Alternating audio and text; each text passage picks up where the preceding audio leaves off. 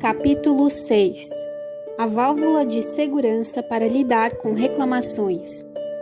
A maioria das pessoas que tentam convencer as outras de algo acaba falando muito. Deixe os outros falarem à vontade. Eles sabem mais sobre os próprios negócios e problemas do que você. Por isso, faça perguntas. Deixe-os contar algumas coisas. Se você discordar, é normal ficar tentado a interromper. Não faça isso. A pessoa não lhe dará atenção enquanto tiver ideias próprias implorando para serem expressas. Ouça com paciência e mente aberta. Seja sincero. Encoraje-a a expressar suas ideias até o fim. Essa política vale a pena no mundo dos negócios? Vamos ver. Eis a história de um representante de vendas que foi obrigado a adotá-la. Anos atrás, uma das maiores montadoras de automóveis dos Estados Unidos estava negociando o suprimento de um ano de tecidos para os estofados de seus bancos. 3 fabricantes importantes tinham produzido amostras de tecidos. Todas foram inspecionadas pelos executivos da companhia e os fabricantes receberam comunicados dizendo que em determinado dia, um representante de cada fornecedor teria a oportunidade de fazer uma apresentação final para conseguir o contrato. GBR, representante de uma das fábricas, chegou à cidade da montadora com uma grave crise de laringite. Ao relatar a história diante de uma das nossas turmas, ele disse: "Quando foi minha vez de encontrar os executivos, eu estava sem voz. Mal conseguia sussurrar. Fui levado a uma sala e me encontrei diante do engenheiro têxtil, do responsável pelas compras, do diretor de vendas e do presidente da empresa. Eu me levantei e fiz um esforço corajoso para falar, mas minha voz quase não saía. Ele ficou tenso ao se lembrar. Todos estavam sentados em volta de uma mesa, por isso escrevi num bloco de papel: Senhores, estou sem voz. Fiquei completamente afônico. Foi quando o presidente da empresa avisou que iria falar por mim. Apresentou minhas amostras e elogiou as qualidades dos tecidos. Em seguida, eles começaram uma discussão animada sobre os méritos dos meus produtos. Como estava falando por mim, o presidente assumiu a posição que me caberia durante a discussão. Minha participação se resumiu a sorrisos, acenos positivos e alguns gestos. Satisfeito, ele contou o desfecho do caso. Como resultado dessa reunião tão singular, fui premiado com um contrato de mais de 500 mil metros de tecido, com um valor total de 1,6 milhão de dólares. Era a maior encomenda que eu já havia recebido. Por fim, o representante de vendas confessou: sei que teria perdido o contrato se não tivesse afônico, pois tinha a ideia errada sobre a proposta inteira. Sem querer, descobri que deixar o outro falar pode ser muito recompensador. Joseph S. Webb, da Philadelphia Electric Company, fez a mesma descoberta. Naquela época, a eletricidade ainda era relativamente nova e quase um luxo nas áreas rurais. O Sr. Webb fazia uma viagem de inspeção rural num distrito de prósperos fazendeiros da Pensilvânia. "Por que essas pessoas não usam eletricidade?" perguntou a representante de vendas do distrito quando passaram por uma fazenda bem cuidada. "Esqueça. Não dá para eles vender nada", respondeu com desagrado o representante. "Além disso, eles não gostam da empresa. Já tentei, é inútil." Talvez fosse, mas Webb decidiu tentar mesmo assim e bateu à porta da casa da fazenda. Abriu-se uma fresta e a velha senhora Druckenburt espiou. "Assim que viu o representante da empresa", contou o Sr. Webb, "ela bateu a porta na nossa cara. Bati de novo, ela abriu outra vez. Então, ela começou a nos dizer o que pensava de nós e da empresa. Acontece que adoro ovos de granja, e ao ver as galinhas no terreiro, achei que minha esposa gostaria se eu lhe levasse alguns ovos frescos. Então eu disse: Senhora Druckenbolt, sei que a senhora não está interessada em instalar luz elétrica conosco e sinto muito pela perturbação. Eu só quero comprar os ovos." Ela abriu mais a porta e nos olhou desconfiada. "Observei suas belas Dominiques", continuei, "e gostaria de comprar uma dúzia de ovos frescos." A porta se abriu um pouco mais. "Como sabe que minhas galinhas são Dominique?" perguntou ela, a curiosidade despertada. "Também crio galinhas", respondi. e devo dizer que nunca vi Dominiques tão bonitas. Então por que não usa seus ovos? Perguntou ela, ainda um pouco desconfiada. Porque minhas Leghorns põem ovos brancos. E naturalmente, como sei que a senhora sabe, os ovos brancos não se comparam aos castanhos na hora de fazer bolos. Minha mulher se orgulha de seus bolos. Nesse momento, a senhora Druckenbolt já tinha saído na varanda com um estado de espírito muito mais amistoso. Enquanto isso, meus olhos perambulavam e descobri que a fazenda estava equipada com uma leiteira de excelente aparência.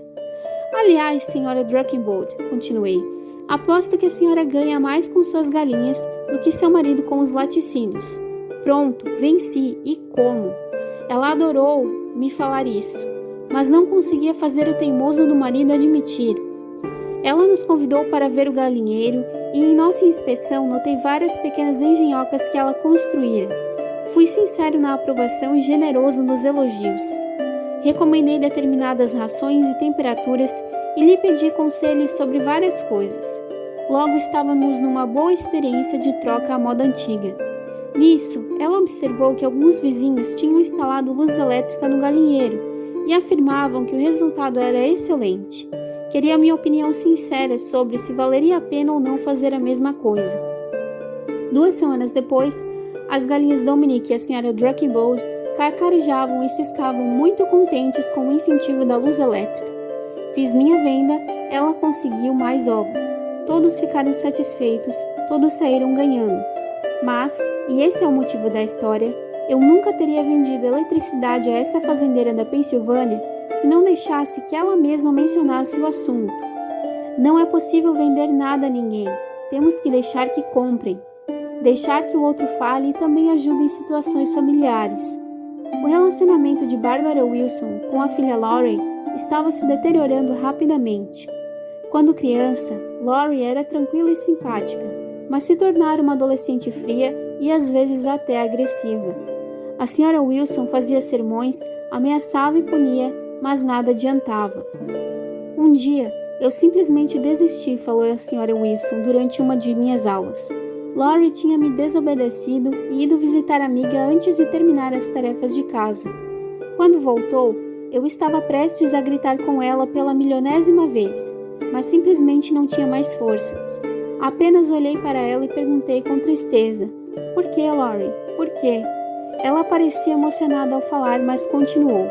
Laurie reparou no meu estado e, com voz calma, perguntou se eu queria mesmo saber.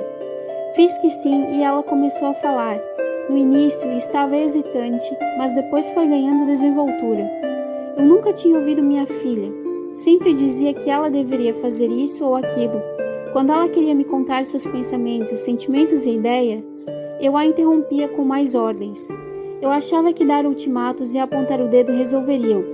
Comecei a perceber que ela precisava de mim não como uma mãe mandona, mas como uma confidente, como um escoadouro de seus sentimentos confusos, típicos da adolescência. E tudo que eu fazia era falar quando deveria estar escutando. Ela sorriu e finalizou. Dali em diante, deixei que ela falasse quanto quisesse. Ela me conta o que está pensando e nosso relacionamento melhorou de maneira imensurável. Ela voltou a ser uma pessoa prestativa. Certo dia, um jornal de Nova York veiculou um grande anúncio em sua página de finanças, procurando uma pessoa com capacidade e experiência incomuns. Charles T. Kubelis respondeu ao anúncio, enviando suas informações para uma caixa postal. Dias depois, foi convidado para uma entrevista. Antes da hora marcada, ele passou horas em Wall Street procurando descobrir o possível sobre a pessoa que havia fundado o negócio. Durante a entrevista, comentou: "Eu sentiria muito orgulho de trabalhar em uma organização que tem um passado como a sua. Pelo que eu entendi, o senhor começou o negócio 28 anos atrás, com nada além de uma sala e uma secretária, é verdade?" Quase todas as pessoas de sucesso gostam de relembrar as dificuldades que enfrentaram no início, e aquele homem não era exceção. Falou durante um bom tempo sobre o começo, quando tinha apenas $450 em dinheiro e uma ideia original. Contou que enfrentou o desânimo e as ironias, trabalhando até domingos e feriados, de 12 a 16 horas por dia.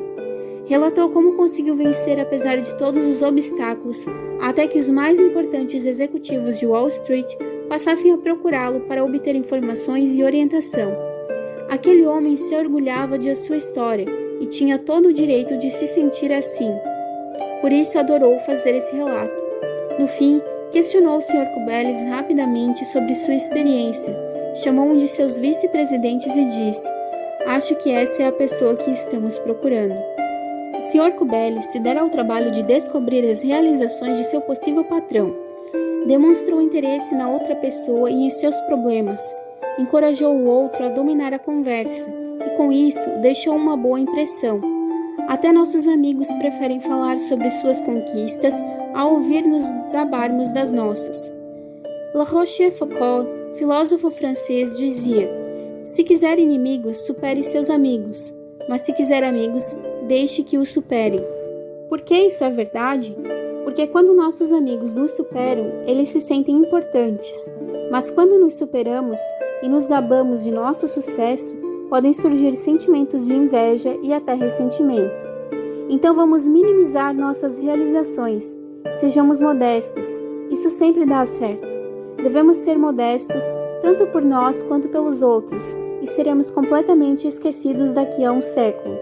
A vida é curta demais para entediar os outros falando de nossas realizações mesquinhas. Vamos estimular os outros a falar. Assim, se quisermos trazer as pessoas para o nosso modo de pensar, temos que nos lembrar. Princípio 6. Deixe o outro falar durante a maior parte da conversa.